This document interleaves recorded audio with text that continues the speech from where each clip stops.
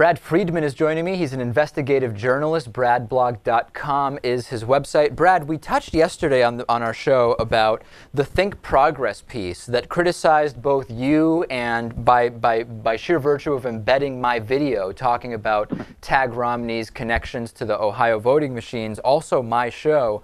What's your reaction to the criticism, and where do you stand on this now? ThinkProgress lied in its report. It was appalling. This is a report by Aviva, with the name Aviva Shen on it as the writer, but editor-in-chief Judd Legum had a big hand in this particular piece, and they lied. They lied about me. They lied about Truth Out. They lied about you by extension, and by Forbes magazine, calling all of us conspiracy theorists. Now, interestingly enough, they ended up removing Forbes from the list of people that they were smearing.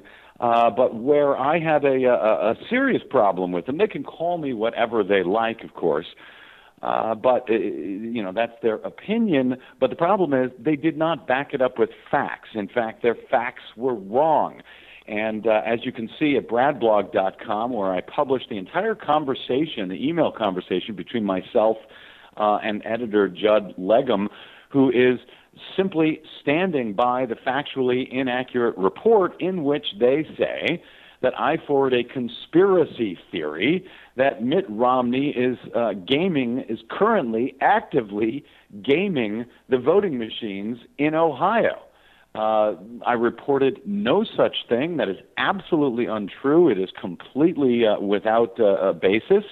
What I did report and cover was that folks like you and others had made some connections between some business partners of Mitt Romney and his son and some very high donors to his campaign, a business group that has now taken over the Hart Intercivic Voting Machine Company. They're the third largest voting machine company in the world. Right. So to be clear, I think that, you know, many people are accusing the accusers, in other words, you, whoever else, of saying that, you know, effectively Mitt Romney is standing behind the voting machines with a screwdriver, right? And that's, I've not heard anyone say that, but it's funny because if the situation were reversed and we could draw a connection between, I don't know, a relative of President Obama's to voting machines, you know that the entire corporate media and right wing would be up in arms by the mere illusion of a connection. Well, that's right.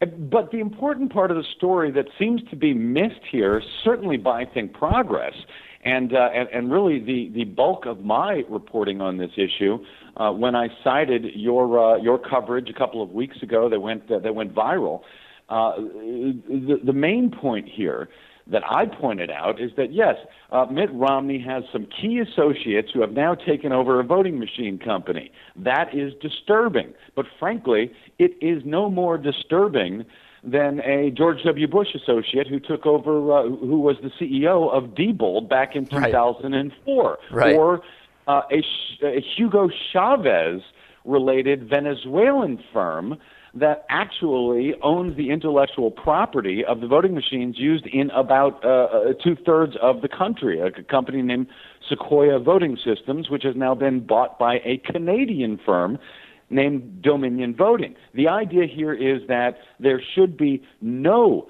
private corporations in our once public elections, controlling the voting machines, making it impossible for the citizenry to oversee their own elections, their own democracy. I'm not sure what is so controversial about that, and I'm not sure what's so conspiratorial about that. The fact of the matter is, concerns about private ownership of these voting machines have been around for a long time, have been confirmed by Democratic Secretary of State, former Democratic Secretary of State of Ohio, Jennifer Brunner, just the other day, once again, on MSNBC. She did a landmark study pointing out the problems of these voting systems and that pretty much anyone can get access to these machines and flip the results of an election in about 30 seconds. The California Secretary of State, Deborah Bowen, has showed the same thing in another landmark study out here a couple of years ago. This is not controversial. This is not a theory. Furthermore, it doesn't take a conspiracy to flip an election. It takes one person with the right access and about 30 seconds of keystrokes. That's what I was pointing out. That's what I was pointing out when I said that, yes, it's a concern about Mitt Romney's associates as much as it is about anybody else, any other private corporation in all 50 states. I've been reporting this for nearly a decade. It's a fact. It's a serious concern. There's nothing conspiratorial about it. And the fact that ThinkProgress refuses to fix their inaccurate reporting, again, it's not an opinion of theirs. They have misreported what I said.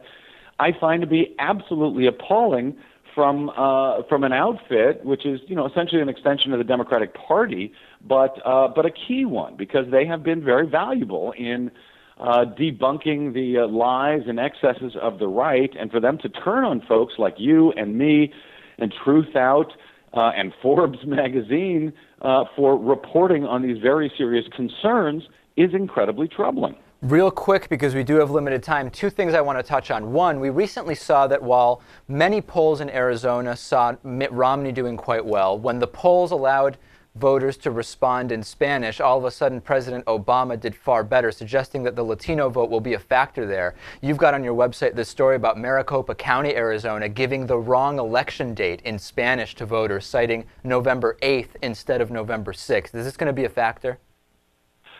This is going to be a factor, along with many other similar stories we're already finding now, and that we're going to hear between now and Election Day. Dirty tricks, accidents, frankly, that seem to disproportionately affect Democratic-leaning voters.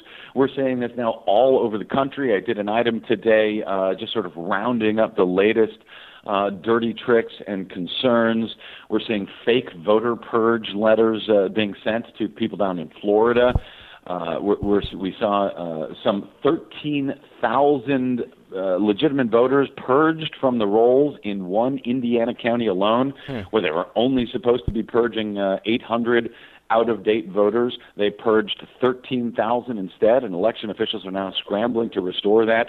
So, yeah, all of these issues are going to come into play on November 6th, and it's something that the corporate mainstream media does not seem to be looking closely at, does not seem to take into account, certainly in their polls, when people say one candidate or another is leading in this state or that. They do not take into account the dirty tricks and the voter suppression that is going on now, that will be going on November 6th, and the fact that once these results come out on November 6th, almost none of them will actually be verified by any human being. So there is a whole bunch of concerns that we have that people really need to educate themselves about right now.